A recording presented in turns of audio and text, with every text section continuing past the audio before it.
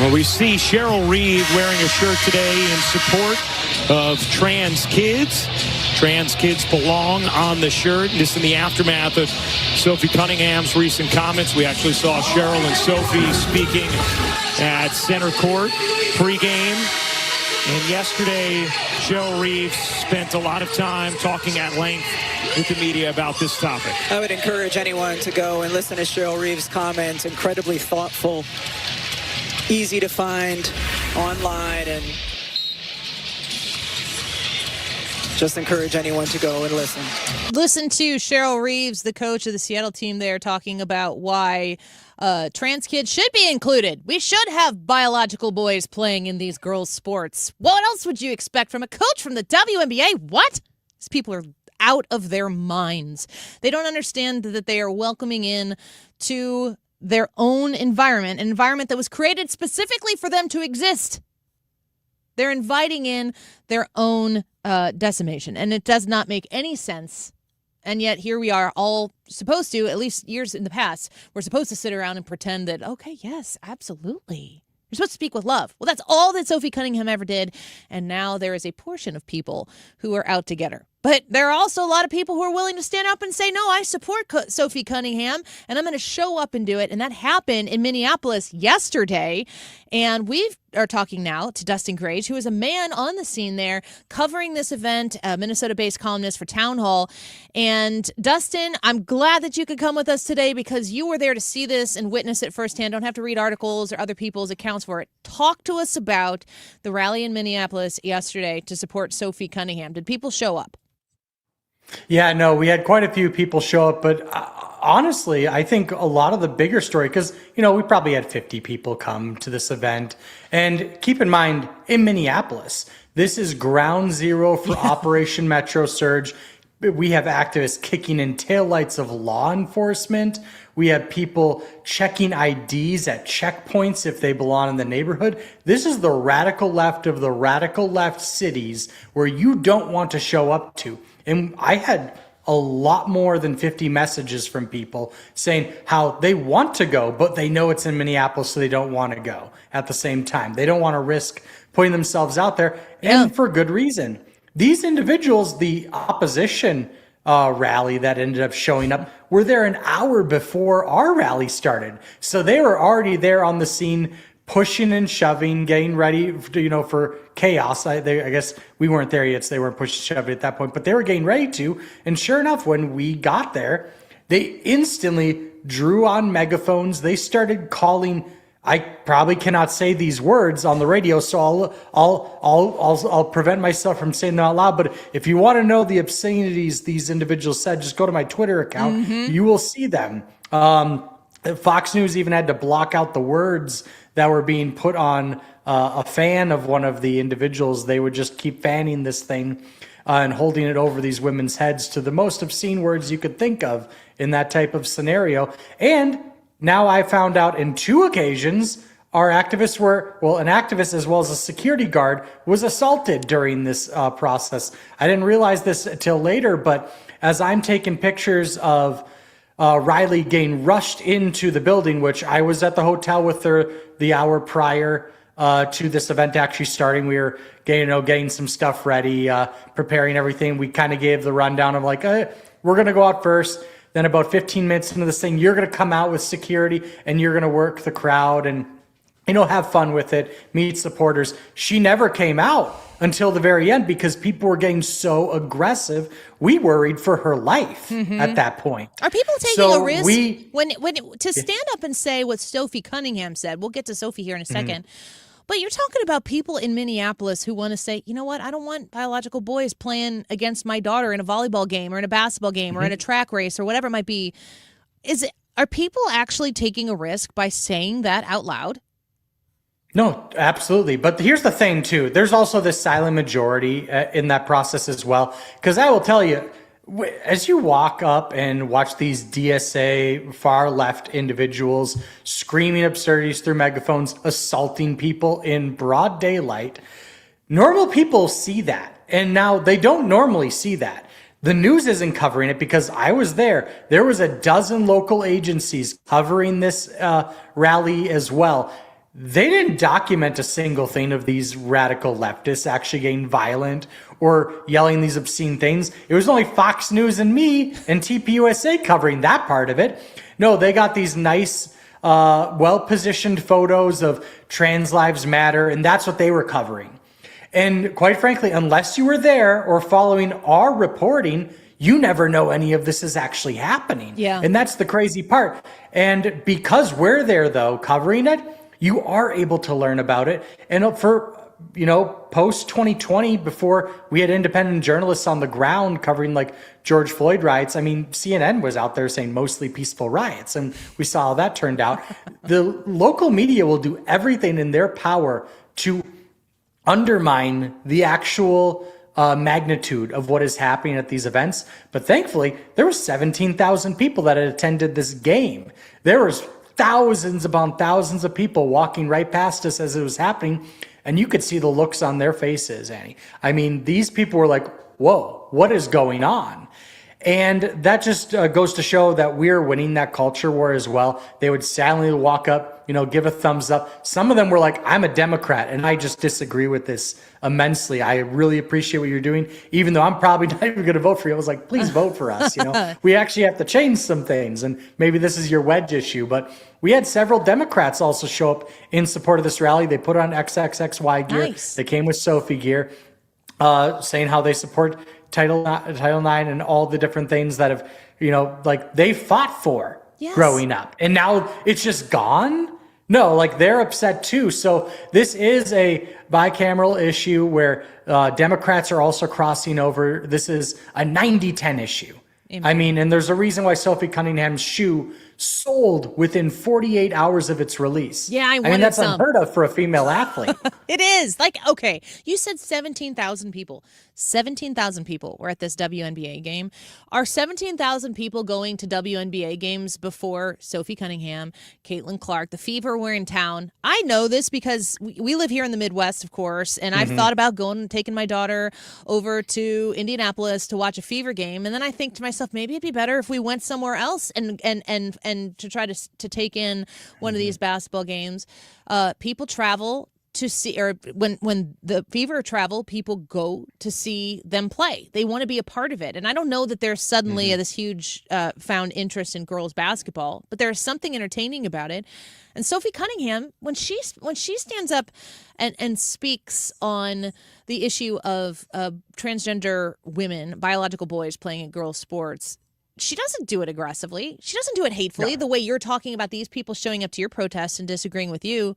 She leads with and she finishes with the idea with I love everybody. Everybody's invited at my table. I just don't think that these people should be participating in girls' sports. Why do they hate her so much for the way she's presenting it and what she's saying? That's a really good question, because I'd have to get my brain inside the minds of these leftists, and I just honestly can't comprehend it because I guess I'm using too much common sense. But I did laugh at one of these protesters that my wife was there actually in the process, and they were screaming at her, which my wife probably looks like she's in her mid-20s, but she's 32. She's had 2 kids. That's a smart husband comment there from you, Dustin. Smart man. You know what you're thinking. But they walked up to her and they're like, you're there and you're wearing this hateful gear. But just know, you'll move out of your parents one day. You'll experience new things. And I'm just she's laughing. She's like, I have 2 kids, multiple bachelor's degrees, a master's, and have all these kids here are college students that are younger than her. So they've already experienced this. We just have common sense. And in one case, we had a girl here who's a student at Mankato State, I believe. Her name's Kendall. She actually, in her high school career here in Minnesota, faced against a biological male pitcher. A lot of people are familiar with that story. This male pitcher pitched every single inning, and the conference championships softball coming up to the state championship, pitched every single inning, and they won the state championship. A male pitcher here in Minnesota never heard this swept story. Every girl. So you can't tell me that this is not affecting people or it's such a small issue, because we've witnessed it here in Minnesota. And now because of that, we have girls standing up, taking a stand for themselves, saying, no, we cannot allow this to continue to happen. So thankfully, Annie, there's a lot of brave girls standing up out there. And hopefully my daughter will never have to experience this. Hopefully this battle will be done by then. But you just never know, especially in these blue states, as you're well familiar with. There's a lot of fight to be had still. I think it's like 20 states still that we have to have this fight in. So we're going to have to just keep fighting, keep pushing through it. But yeah, there are some brave girls coming to the forefront of this, and they're not just Riley. It started with Riley. Eventually we had, like Peyton, another volleyball player who suffered permanent brain damage. Yeah. I mean, I was mocking several of these local journalists earlier where they're like, Cheryl Reeves, she's giving a very nuanced opinion and everyone should go listen to it. Nuanced, I'm sorry. I have friends with permanent brain damage because you people are too weak to stand up for your daughters. You all can just go. Yeah. This is insane. But thankfully, we do have women standing up. And we also have some girl dads like myself standing up for our daughters. And that's frankly what needs to happen. We just got to keep pushing. I'm so glad you said that because I think it's, yes, women have to. I want Sophie Cunningham to stand up while she's competing against women and say, obviously, duh. But I actually am a little frustrated that we don't see more male athletes standing up because, maybe you're the girl dad like you're saying, Dustin, but I don't think that there's any sort of requirement of a man other than basic common sense to stand up and say, no, a civilized society doesn't do these things. And I am going to stand on my principles and say we should not be putting biological males in sports with girls where, like you mentioned, serious physical harm can take place. That you've got women who are the ones who are being offended by this ludicrous policy that some area states are still willing to participate in. So women are the ones being affected by it and, of course, standing up to defend themselves about it. But where are the men, the professional male athletes, the men in high places that are willing to stand up and say this? And all I can do is see it as a political issue. It just seems like it's men on the right. I'm looking for a man who doesn't have a political affiliation at all to stand up and be like, guys, no, we don't do this. We're not going to do this here. Well, unfortunately, we kind of live in a society of cancel culture where, although I don't think if LeBron were to come out tomorrow, he'd be canceled by any stretch. He's still going to have plenty to actually bite off in terms of a platform. But, you're going to lose a chunk of that. And people are especially unwilling to be the first or one of the few first of a major superstar. Now, we have a lot of retired individuals that are coming out and doing these fights and coming and doing speaking engagements. And there's even some current pros, but they're not superstars that are really coming out and doing this. A lot of people are always afraid to be the first person to do it, I've found. And, I can speak to that a little bit. I've been the first on a couple different things before. Right. And I've witnessed the mob come after you, and the mob is frightening. The mob will literally try to kill you. Yeah. I've experienced that. And it just takes courage. And hopefully we get more people to have that courage, and hopefully Sophie gives permission and Riley gave permission to others to do the same, and they've paved a path that will now make it easier to actually have that conversation, do those fights. But it's always very, very tough to be the first to do something. And Sophie should be rewarded for that. Her shoes should sell out. If they become available again, I will grab some as fast as I can for my daughter, who is a basketball player starting high school here in a couple weeks. Before we go, I do want to give you, Dustin, the opportunity to talk about Jennifer Say and the XXXY brand. Mm-hmm. You're wearing the T-shirt right now. I have some T-shirts. I wore them to my daughter's state track meet in 8th grade, got compliments walking around the track. It was the boys and girls, of course, competing at the same time. But a lot of people going, yes, I see that. I like that. Mm-hmm. She's giving a voice to people who don't really want to say something with their mouth, but may want to say it with something that they're wearing across their chest. This isn't a fight that she really needed to take on, but she is, and she seems to be showing up in a big way. No, very few people are braver than Jennifer Say. The amount of things, and not before this battle too. I mean, COVID, her documentary on the U.S. Olympic female team. This individual's been a fighter for a long time, and I got to really get to know Jennifer even more than I did before over the last week as we were planning this event. We met up for a while in person before it and during it. Got to really know her even better than I previously did, and this is a brave individual for doing what she did and what she's plans on continuing to do. We've exchanged with each other the different death threats we've received over the last year for some of the work that we do, and it just goes to show, like, just you really need to have a different set of DNA to put yourself out there doing that. And yeah, I wear these XXXY gear. I wear them for my marathon train. I wear them at the gym, and I will say pretty much every single day that happens, if someone notices, I almost get a fist bump pretty much every single time, because there is this silent majority. Again, it is a 90-10 issue. And when you do this and you put that out there, you then give permission to others. And then also to keep in mind, when you have like Nike and Adidas, now Adidas, we'll pick on them here for a second, because Sophie Cunningham, her tennis shoe was an Adidas. It sold out. Hopefully this gives permission to Adidas to go, maybe we could actually go and not fight upstream with culture, but actually ride culture downstream. Yes.